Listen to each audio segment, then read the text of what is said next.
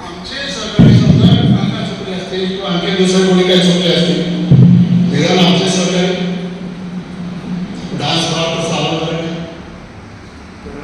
याचा अर्थ एवढाच होतो, आमचे सहकारी काका कसले इतर किंवा म्हणजे त्यांनी नुसतं काका नाही सांगितलं की ज्यांच्या हातावर त्यांचे त्यांच्या खाणं त्यांचे हात आहेत, ज्यांच्या त्यांनी पुष्पगुच्छ दिले ते सगळेच त्यांनी सगळं कबूल केले आणि मी नाही केलं. हे त्यांचं वाक्य आहे, त्यांच्या त्या संवादमधलं वाक्य आहे.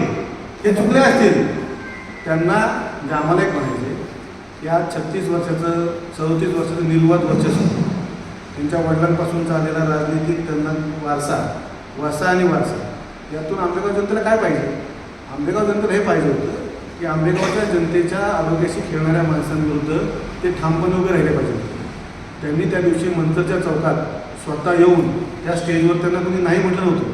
सर्वपक्षीय निषेध मोर्चा होता, दूध भेसळ करण्यात होतं. आज आंबेगाव तालुका नेतृत्व म्हणून आम्हाला इच्छा होती की त्यांनी त्या स्टेजवरती पहिलं यावं आणि या दूध भेसळ करण्याविरुद्ध मी सुद्धा तुमच्याबरोबर सांगेल आहे आणि त्यांची भूमिका आम्हाला पाहिजे होती. पण त्यांची भूमिका म्हणजे करनी से आपकी पूरी कर्तबदारी पता चलती है. म्हणजे करणी कथनीत फरक आहे. हां, लय फरक आहे. कथनी आम्ही ऐकली, आता बघा आम्ही कसे जे ऐकल जे बघल त्याच्यावर विश्वास ठेवतो. आम्ही स्तोत्रावर विश्वास ठेवत नाही आणि आम्ही यांच्यावर विश्वास ठेवला आहे की त्यांचं म्हणणं असं आहे. कारवाई झाली त्या दिवशी त्यांनी माध्यमांना सांगितलं होतं कारवाई होईल, तुम्हाला पाठीशी आणि पहिल्या दिवशी त्यांनी त्यांची भूमिका स्पष्ट केली. तुम्हाला मी सांगतो 36 वर्ष निर्वाह सत्ता परत सांगतो, त्यातले जवळपास 1.5 ते 2 वर्ष गृहमंत्री, 16 वर्ष मंत्रिपद. म्हणजे आज काही त्यांचा जी पोहोच आहे ती काय महाराष्ट्राच्या साध्या नेत्या एवढी नाही. आज त्यांना वरिष्ठ नेता म्हणतात, वरिष्ठ नेता. तर त्यावेळी त्यांची अशी पाहिजे होती भूमिका की सगळ्यांना ज्यांना त्रास आहे, ज्यांना वाटते की ते भेसळ होते, त्यांनी माझ्याकडे या, तुम्ही मला नावं सांगा, मी त्याच्यावर धाडी टाकतो, त्यांना आपण पकडून देऊ आणि अशा सगळ्या लोकांच्या आरोग्याला त्रास देणाऱ्या नराधमांना, हा नराधमच झाला. काही प्रकारचे नराधम लोकांच्या याच्याशी इज्जतीशी खेळतात, काही लोक त्यांच्या आरोग्याशी खेळतात. आरोग्याशी खेळणारे पण नराधमच आहेत. यांच्यामुळे आज माझ्या तालुक्यातल्या 16 लहान मुलांना कर्करोग आहे. माझे सहकारी प्रवीण टेमकर, त्यांच्या मुलाला कर्करोग आहे. म्हणजे हे काही साधी गोष्ट नाही साहेब. ज्या याला ते पाणी सोडलं तिथल्या जवळपास 17 ते 18 हेक्टर जमिनी नापीक झाल्या. जमिनीमध्ये काय पेरलं तर उगत नाही, ही सत्यता आहे. तुम्हाला पाहिजे तुम्ही माझ्याबरोबर चालू म्हणे साहेब, तुम्हाला पण मी दाखवतो. आमचं कसं आहे, आमची कथनी आणि करणी एकच आहे. त्यामुळे आम्ही तुम्हाला जे सांगाल की हा सूर्य तर सूर्य दाखवणार, सूर्य म्हणून चंद्र दाखवणार नाही तुम्हाला आम्ही. ह्या अशा गोष्टींमध्ये आमची इच्छा होती ह्या नेतृत्वाने आमच्या सगळ्यांच्या पुढे थांबलं पाहिजे. थोडं ते पुढे थांबतात की दुसऱ्या लोकांच्या पुढे थांबलं, हे आम्हाला थोडंसं वाईट वाटतं. एवढे साहेब, आमदार दिलीप वळसे पाटील सुरुवातीला जे माध्यमांशी बोलले ते मुळमुळीत बोलले, नंतर तुम्ही आक्रोश केला, मग त्यांनी संवाद साधताना भाषा कडक वापरली. विष्णू काका हिंगेंचा पुतण्या त्याच्यामध्ये सहभागी आहे, हे जग जाहीर आहे, गुन्हा दाखल आहे. वास्तविक वळसे पाटलांची भूमिका कडक घ्यायला पाहिजे होती, त्याचे परिणाम ते भोगतील. नंतर जेव्हा ते म्हणाले पत्रकारांनी काय प्रश्न विचारा, तेव्हा मी जेव्हा त्यांना म्हणालो की विष्णू काका असं म्हणाले तो माझा पुतण्या नाही, वळसे पाटील म्हणाले त्यांच्याबद्दल मी माफी मागतो, तो त्यांचा पुतण्याच होता आणि त्यांनी तसं सांगायला पाहिजे होतं. ती भूमिका क्लिअर करा की भूमिका त्यांनी कबूल केली. तो मुद्दा वेगळा आहे आणि मी जे तुम्हाला ऐकवलं ते तुम्ही ऐकवलेला मुद्दा वेगळा. मान्य सरासर कबुली दिली आहे की काका आणि आमचे सहकारी चुकले असतील, म्हणजे चुकले. परत त्यांनी जे दाखवलं वाचून चुकले असतील गांभीर्याने घेतलं नाही असा अर्थ निघतो. हो, आणि खेडच्या प्रांताचा एक जबाब वाचून दाखवला की तो माझा पुतण्या नाही, हा जबाब त्यांचा नव्हता काकाचा, हा जबाब दुसऱ्याचा होता. तुम्हाला माहित असेल तर मी त्यांनी जो जबाब वाचून दाखवला देतो, त्यांनी ते देवदत्त निकम यांच्या प्रकरणातला. पण प्रश्न असा आहे, आरोप करणारे पॉलिटिकल वळसे पाटलांना टार्गेट केलं जातं, ही वस्तुस्थिती आहे. त्यांनी करावं बिंदास, काय तो आमचा रोल नाही.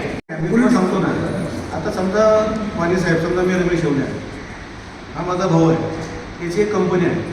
माझ्या होणाऱ्या वेळोवेळी राजकारणामध्ये प्रत्येक इलेक्शनला त्याच्या कंपनीमधनं लोकांना आर्थिक रसद पुरवली जाते. यांच्या कंपनीच्या ऑफिसमधनं पक्षाच्या मीटिंग होत आहेत. पक्षाच्या मीटिंगनंतर कारखान्याच्या सभेनंतर लोकांचं जेवण खाणं दारू पाठी पुरवलं जाते. तर याचा अर्थ जर माझ्या भावाच्या पैशावर मी निवडणूक लढलो आणि जर मी जिंकलो तर उद्या माझ्या भावाच्या प्रत्येक गुन्ह्याला सावट म्हणजे छायेखाली घालणे माझं काम आहे. मग ह्या त्या दबावाखाली ते झाकून गेलेत. आमचं म्हणणं दुसरं काही नाही आहे. त्यांनी ज्या ज्या लोकांचा इथे राजकारण करताना आर्थिक फायदा घेतला असेल किंवा त्यांना आर्थिक फायदा पोचून दुसऱ्याने त्यांचा काहीतरी व्यावसायिक फायदा घेतला असेल, अशा सर्व लोकांच्या बोजाखाली त्या एवढे दबलेत की त्या बोजातून बाहेर पडू शकत नाही. हा मुद्दा आहे. दूध भेसळखोर आहेत ना, ते कोणाचे कार्यकर्ते सगळ्यांना माहिती आहे. हो. त्याच्यामुळे वळसे पाटलांचं डॅमेज झालेलंच आहे. आता ते डॅमेज कंट्रोल करायचं म्हणून त्यांनी संवाद यात्रा साधली. कार्यकर्त्यांना त्यांनी अपील केलं की तुम्ही देखील आपली बाजू मांडा. त्यांचा विषय आहे. आता आपला मेन मुद्दा असा आहे की दूध भेसळीचा विषय ओपन खूप जोरात झाला. पुढे काय झालं, किती मासे सापडले, बडा मासा त्याच्यामध्ये आहे की नाही, तुमचा पाठपुरावा कुठपर्यंत चालला आहे, तर तुम्ही देखील मॅनेज झाला. साहेब, मॅनेज होण्यासाठी इथं लोकांना ती सवय लागते आणि आपल्याकडे मॅनेज होऊन सवयीने मॅनेज होणारे असे भरपूर काही लोक आहेत. त्यातले रमेश शेवले नक्कीच नाही. कारण रमेश शेवलेंना आर्थिकदृष्ट्या कुठल्याही प्रकारची गरज, कुठल्या कमाईची गरज नाही. आज आमचा जो विषय आहे, आमच्या पक्षाचा विषय आहे, आम्ही कायम जनतेसोबत आहोत, मागे होतो, आजही आहोत. प्रत्येक प्रकारच्या अडीअडचणीत असेल, प्रत्येक संकटात असेल, आम्ही जनतेला आमच्या पदरचं म्हणून खर्च करून उभं राहतो. त्यामुळे यांच्या चिल्लर पैशावरती, चिल्ली पैशावरती मॅनेज होण्यासाठी रमेश शेवले, अरुण गिरे किंवा आमचा शिवसेना परिवार हा एवढा लहान आणि हलका नाही आहे. दुसरी गोष्ट की त्याचा पाठपुरावा करण्यासाठी आम्हाला ज्या काही आमच्या तपासाच्या गोष्टी आढळतात त्या आम्ही तुरंत सीलबंद करून FDA ऑफिसमध्ये जाऊन देतो आहे, त्यांना पत्र देतो आहे, त्यांच्या रिसीट घेतो आहे त्या प्रत्येक गोष्टीच्या. जे 13 संकलन केंद्र पकडली त्यांचा मी 2 वर्षाचा, तुम्हाला माझा 2 वर्ष पाहिजे साहेब, मी त्यांचा 2 वर्षाचा हे काढलं, स्टेटमेंट काढले. त्या स्टेटमेंटमध्ये त्यांनी कोणाला दूध दिलं, त्यांना पैसे कोणाकडनं आले ते खरं काढले. बरं, ते काढताना आता माझ्याकडे काय चालू आहे की एवढ्या लोकांना 2 वर्ष लक्षात नाही राहत, पण 3 महिने लक्षात येईल की त्या संकलन केंद्रात गेल्या 3 महिन्याच्या शेतकऱ्यांनी दूध घातलं, त्यांनी किती घातलं होतं. मग तर त्यांनी 1000 लिटर घातलं होतं, यांनी 5000 पोचवलं कसं. आता आमचा तपास तिथपर्यंत चालू आहे. जसा जसा आमचा तपास होतोय तसं आम्ही देखील सहकार्य करतोय. तुम्हाला तरी काय कळालं, तुम्ही आमच्यापर्यंत लिफाफात कळवा, ते डायरेक्ट FDA पोहोचवतात तरी आमची. सहकारी संस्थांच्या राजकारणावर राज्याचं बळ सरकार तरलेलं आहे, एकमेकांची मदत घेतलेली. तुम्ही सुद्धा सत्तेमध्ये आहात, राष्ट्रवादी काँग्रेसची सत्तेत आहे, भाजप या सगळ्यांचे तुकडे घेऊन सत्तेमध्ये आहे. मग हे सगळे भेसळखोर सत्तेमध्ये आहेत. मग हे भेसळखोर ह्या भेसळखोरांचा शोध लावतील का नक्की? नक्कीच नाही. कसं असतं राजकारणामध्ये पैसा गरजेचा आहे, त्याच्यात काही वाद नाही. पण तो पैसा कुठल्या मार्गाने कमवलेला गरजेचा आहे याच्यावरती तत्व ठरलेलं असतं. तर शिवसेना म्हणून मी 100% सांगू शकतो की शिवसेना पक्ष एक तत्व एखादी गरीब दिनदुबळ्या लोकांच्या पैशातून, कुठल्या प्रकारच्या अन्न भेसळीतून, ड्रग्स सप्लायमधून, दारू भेसळीतून येणाऱ्या पैशाची शिवसेना, कारण बाळासाहेब ठाकरेंच्या विचाराशी संलग्न अशी शिवसेना आहे, त्यांच्या विचारावर आधारित शिवसेना आहे की अशा प्रकारच्या कुठल्याही पैशावरती जिवंत राहणारी सेना नाही.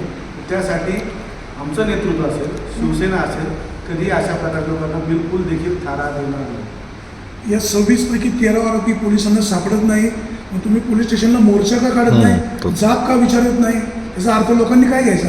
कसं आहे, पोलीस चौकीत जेव्हा आम्ही मागच्या वेळी आम्ही फोन लावला तेव्हा त्यांनी सांगितलं की आमचा तपास चालू आहे, आम्ही ट्रॅप लावलेला आहे, आम्हाला 10 ते 12 दिवस लागतात. आता 8च दिवस झाले, अजून 4 दिवस बाकी आहे. अजून 4 दिवसामध्ये जर त्यांनी सांगितल्याप्रमाणे त्यांना ते लोक भेटले नाही तर मग आम्ही नक्कीच त्यांच्यावरती नुसता दबाव नाही तर कारवाई होईल इथपर्यंतची आम्ही तयार.